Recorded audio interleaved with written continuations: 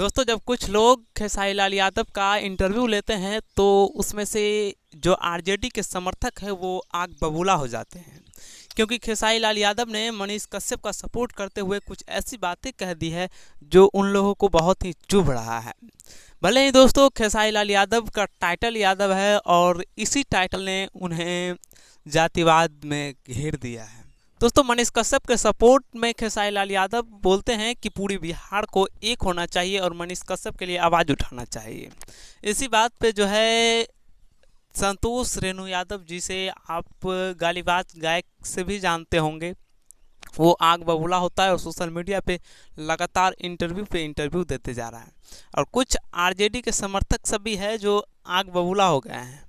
तो आप सुन लीजिए कि खेसारी लाल यादव का गाना सिर्फ उन्हीं के जात लोग नहीं सुनता है, बल्कि सभी सुनता है और सभी मिलकर उनको स्टार बनाया है, ना कि आप सब सिर्फ बनाए हैं।